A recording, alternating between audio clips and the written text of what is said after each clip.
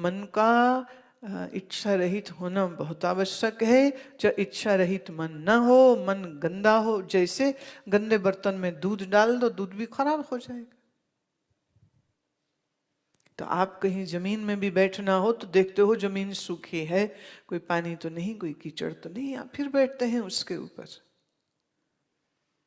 तो जब गंदी जमीन पे तुम बैठ नहीं सकते तो गंदे मन में ज्ञान को बैठाया जाए तो ये कहां से अच्छी बात है। इसलिए वेदांत के इस वचन को अपने भोग भोगने का परमिट नहीं मानना चाहिए। और जो भी ये नियम को तोड़ेगा वो दो बुरे काम करता है। एक, अपना सत्यानाश किया उसने, और दूसरी जो सबसे बड़ा नुकसान होता है वो ये होता है कि आम समाज की साधुओं से श्रद्धा चली जाती, तो धर्म की हानि होती।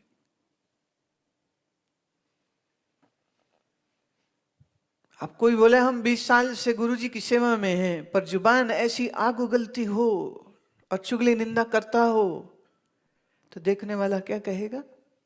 कोई फायदा नहीं गुरुओं के पास जाके रहने का। अभी भी ये हाल है इन लोगों के।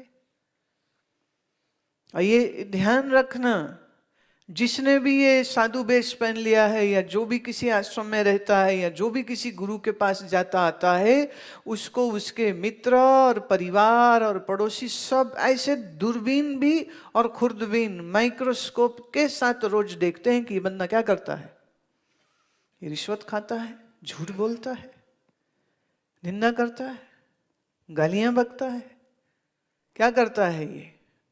और इससे वो नापते हैं, अच्छा मतलब क्या कहाँ जाता है, क्या सिखाया है इसके गुरु ने। जैसे कि चेलों के कंडक्ट का जिम्मेदार गुरु हो। अब हम सुना दिए, तुम सुन लिए, पर अगर आप उसका सही से पालन नहीं करते हैं, जीवन श्रेष्ठ नहीं करते हैं, मन सही नहीं करते हैं, वाणी सही, अभी हमने क्या गाया, कर्म वचन का मैं हूं सृष्टा।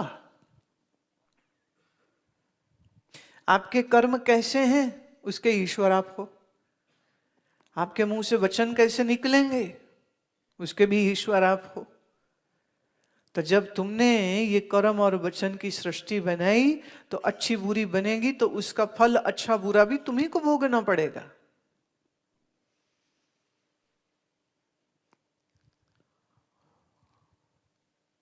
तो मैं सच्चिदानंद हूं इतना जानना वेदांत नहीं है।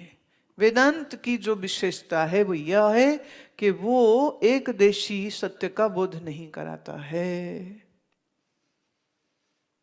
अनंतता का बोध कराता है। इस एक अंतःकरण में जो मैं है, हम सिर्फ इसी मैं को अगर समझते हैं तो इसी को विचार चंद्रोदय में मैंने बताया, ये है त्वम पद का शोधन। मैं क्या है ये जानना आवश्यक, पर उतना जरूरी ये कि ईश्वर क्या है ये जाना जाए। इसे कहेंगे तत्पद का शोधन। तो त्वम और तत् दोनों का जब शोधन करते हैं तो इनकी एकता बने हैं। अगर दोनों का शोधन ही नहीं किया तो एकता कहां से बनेगी। ईश्वर क्या है ये समझना भी जरूरी है, मैं क्या हूं ये समझना भी जरूरी है।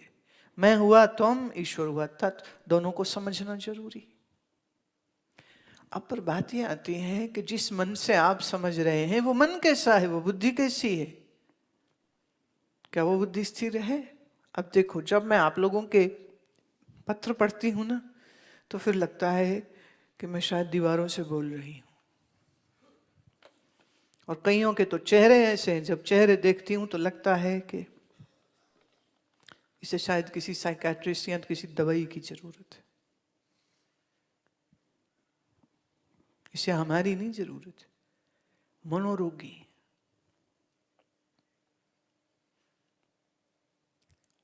मने जरा सी बात पे दुखी हो गए, जरा सी, देखो क्या मेरी दृष्टि में जो आता है तो मैं उसका उदाहरण देती हूँ। एक जगह में सब थे, वो दूध सबको दिया गया, दूध कम पड़ गया, एक को नहीं मिला, जिसको नहीं मिला वो मुंह बना के बैठ गया। ये कैसे लोग हैं? अरे तब कहां गया? इच्छा रहित होना था। ये कहां से बात आई? ये खाने की चीज नहीं मिली, इतने में गुस्सा हो गए। कितनी छोटी बात, कहां वेदांत और कहां ये, मेरी बेइज्जती हो गई। क्यों? गुरुजी बैठे थे, सबको बुलाया गया, हमें बुलाया नहीं गए। कहां फंसा हुआ है? कहां? मान अपमान में, आगे पीछे बैठने में, कहां फंसा हुआ? तो थोड़ा मन के ऊपर दृष्टि आनी चाहिए, ये मुझे बार बार कहना पड़ता है। या तो योग के द्वारा समाधि की अनुभूति पहले किए हुए हो, जैसा मैंने कल कहा। अब ये एक पत्र है, पूछते हैं कि आपने ऋषिकेश शिविर में कहा कि निरंतर 8 घंटे का साधना करे तो उसे 6 महीने में उपलब्धि हो, और रोज के 4 घंटे का अभ्यास तो पिछले 1 साल से मैं कर रही हूं। लेकिन आप जिस उपलब्धि की बात करते हैं, ऐसा तो हमें कोई अनुभव नहीं हो रहा। हाँ, पहले से मन ज्यादा शांत है, तो हमें इस साधना में क्या गलती कर रहे हैं उसके विषय में कहिए। या क्या हमारे मन पर इतनी मैल पड़ी है कि इतना भी काफी नहीं हो रहा?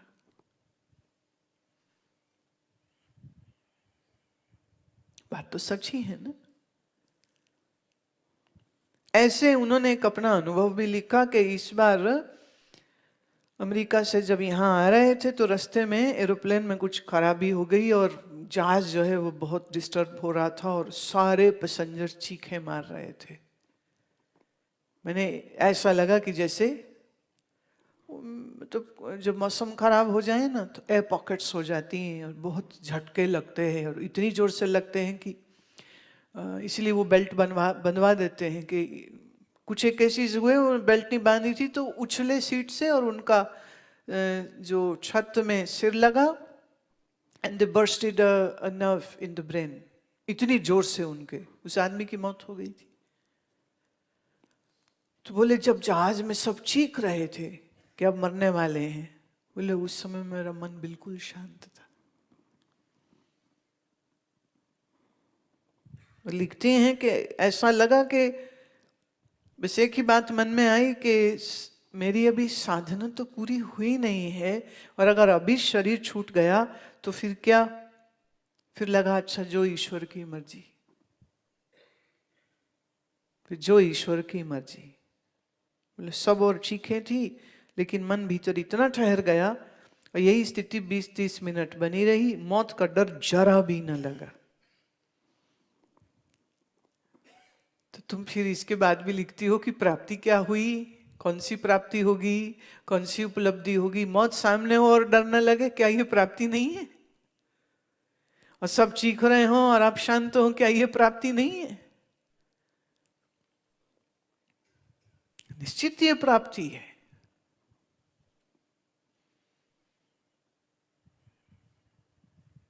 निश्चित ये प्राप्ति है।